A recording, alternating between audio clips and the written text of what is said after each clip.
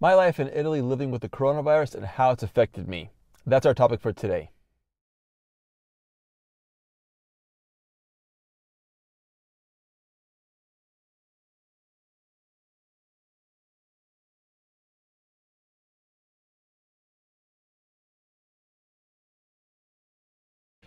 Hi everyone. Well, this was a video that I really wasn't planning on making, or at least I wasn't going to make it for this week. However, I decided to do it anyway, and the reason why is because my channel is based on giving practical tips for people who are coming here to Italy, and I certainly think that this qualifies as travel advice. The two main purposes of today is to inform and also to try to protect people. So what exactly is this virus? Well, as it turns out, it's actually part of a family of coronaviruses, and the current situation that we have right now is actually very similar. It's considered like a cousin of the SARS virus that we had a number of years ago. An important thing to remember about this current virus is that it is regarded as a respiratory illness. Now, I'm not a doctor, but I do want to talk about some of the symptoms that you should be aware of. And one of the main ones is a dry cough. If you're coughing and it's not producing anything, it could be indicative.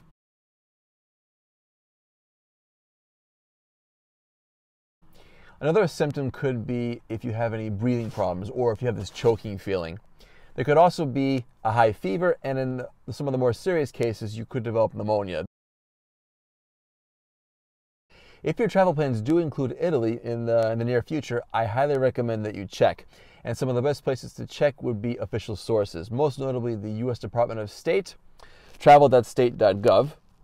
And on this website, it does say that you should reconsider travel plans because there are areas of Italy which contain higher than normal security risks. In particular, you have the area of Lombardia and Veneto. In Lombardia, you have Milan, and then in Veneto, you have Venice. The rest of the country does have a level 3 security risk.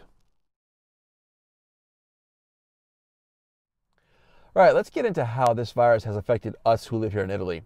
It's affected me, and the most notable change has been my job. I teach English, and at my school, there's been a few changes. For the time being, children's lessons will not happen. Individuals can still come to the school, but the group lessons are to be done over the internet. And I did my first lesson via webcam last Thursday, and it was a bit strange at first, but all my students were there, and we managed to pull it off. Another change has been this channel. Just for the past week, I've seen a drop in views, and so I don't know what this is going to mean for the future growth of my channel.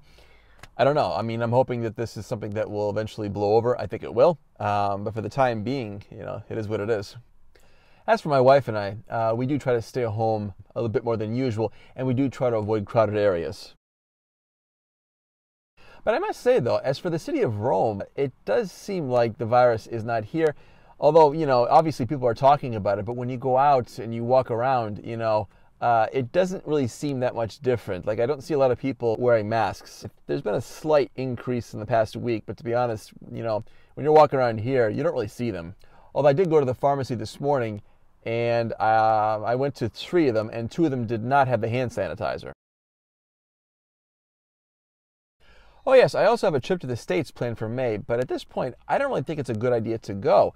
I have absolutely no idea where we will be with this virus in 2 months. But even if I were to fly right now, I still wouldn't go to the States. And I'll tell you why. I think that there's a certain stigma of people coming from Italy. But if I were to fly to Boston right now, would I be quarantined for 2 weeks? I mean, my trip's only for 5 days. If I'm quarantined for 2 weeks, what am I going to do? Fortunately, there is good news to be reported from this whole situation. And in essence, it's a journal which reports acts of parliament and speeches made by the President of the Republic. There are to be no public demonstrations or strikes or anything of the like. And in regards to sporting events, namely soccer, some of the games have even been canceled. And I've heard that some of the games will still happen, but the fans won't be there. That's kind of strange, but I understand the logic. Next, we have concerts and the cinema. Those are still going to happen, but they are trying to keep people at a distance. As a matter of fact, in most situations, the Italian government recommends that we maintain a distance of 1 meter between us and everybody else. That's hard to do, to be honest. Senior citizens and people who have poor health conditions are encouraged to stay home and to not leave their house unless absolutely necessary. Now, if you are already here in Italy and you think you have the virus, or if you think you have any of the symptoms, then what you should not do is go to the emergency room. This is exactly what happened at one of the hotspots in Lombardia. There was a patient who had the virus. He went to the emergency room, and as a result, he contaminated even more people. The best thing to do is to call 118, and this is the general emergency number. An ambulance will come, and they will check you out, and they will see if you are at risk. So if you're here in Italy, what can you do? Well, the best piece of advice that I've heard is simply wash your hands. Wash your hands as often as possible, especially if you've been in contact with places in public where people often put their hands. This could be like, most notably, like a door handle, knobs, maybe even hand rests on buses and whatnot. Avoid crowded places, avoid intimate contact, and as I said before, make sure you maintain like a meter's distance from somebody. There's also the matter of sneezing, and this one is a bit more complicated because in Italian culture, they still sneeze into their hands, and this is something that I have never liked, understood, and I've always told them that's wrong, it's disgusting, and that's just my own personal belief. Also because, if I remember correctly, in American culture, we don't do that. You know, my parents always told me to sneeze in my elbow, and to be honest, I still think that this is the most sanitary thing to do. Now, I do understand Italian logic. You know, if you're sneezing at your elbow, you are in essence spitting into your clothing, and that is disgusting, but it's also disgusting sneezing in your hands. Whether you do it here, whether you do it here into your elbow, you are spitting on yourself, you know. However, there's a distinct difference. Between sneezing into your hands and sneezing into your elbow, it's your hands that's going to come into direct contact with people and things that people touch, most notably doors, door handles, car handles. What else? Maybe if you go to a bar and you touch a chair, if you take the bus, if you take the metro or any form of public transportation and you have to hold on to something, after you sneeze into your hands, then the next person touches where you've touched, and in essence, you know, you've contaminated them. I mean, it's simple logic. If you sneeze into your elbow, when does this part of your body come in contact with other people apart from a hug? So what is my opinion of this whole matter? I'm concerned, but I'm not worried, and I do not want to live in panic. I've always been a frequent hand washer anyway, so this doesn't change my my daily habits. I am happy with how the Italian government is reacting to this whole situation, most notably, you know, closing down schools, discouraging public encounters.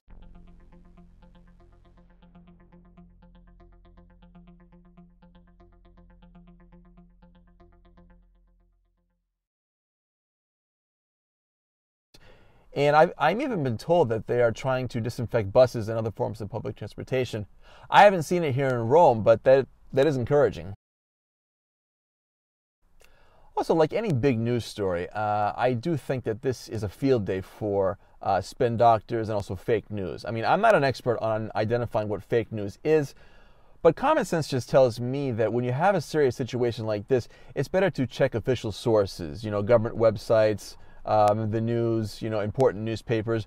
And I think that when you see newspaper articles that are geared towards an emotional response, at least for me, it does decrease their credibility.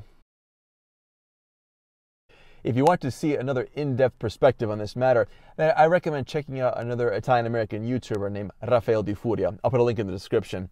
I met him once. He's a nice guy. And in regards to this virus, he's made a series of videos on this topic, and they're very interesting. And Rafi, if you're watching, well done. I don't know when this will end, but I am rather hopeful because, again, I think the Italian government has taken proper precautions. I think that common sense, basic hygiene, and also just staying informed is really the best weapon against this virus. And I think we have to accept the fact that we are living in a very surreal state, and we have to accept that things are not going to be normal for a little bit, but not forever. I really don't know if I'm going to make another video on this coronavirus. We'll see. We'll just see how this situation evolves. If you have any questions on the matter, or if you want me to make another video on this topic, you know, let me know in the comments below. But in the meantime, let's just pray. Let's just hope things get better. And again, let's just use common sense. Until next time.